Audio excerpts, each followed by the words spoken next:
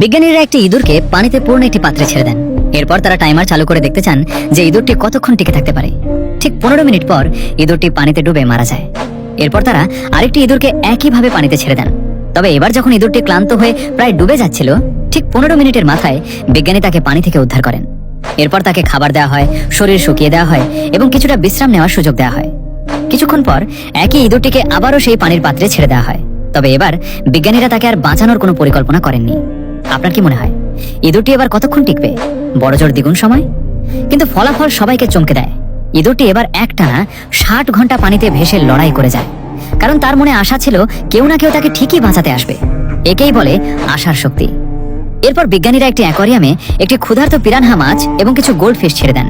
তবে তাদের মাঝখানে একটি স্বচ্ছ কাঁচের দেয়াল বসিয়ে দেওয়া হয়। পিরানহা মাছটি বারবার গোল্ডফিশগুলোকে আক্রমণ করতে যায়, কিন্তু প্রতিবারই কাঁচের দেয়ালে লেগে তার মাথায় আঘাত পায়। বারবার চেষ্টা করতে করতে এক পর্যায়ে পিরানহাটি নিজের মাথায় বেশ বড় আঘাত পায়। এরপর বিজ্ঞানীরা যখন মাঝখানের কাঁচের দেয়ালটি সরিয়ে নেন, তখনও পিরানহা মাছটি আর গোল্ডফিশগুলোকে আক্রমণ করার সাহস পায়নি। সে ধরে নিয়েছিল যে সামনে এগোলেই আঘাত পাবে। আর এই ভুল ধারণার কারণে চোখের সামনে খাবার থাকা সত্ত্বেও পিরানহা মাছটি শেষ পর্যন্ত না খেয়েই মারা যায়। একেই বলে মানসিক প্রতিবন্ধকতা বা লার্নড হেল্পলেসনেস।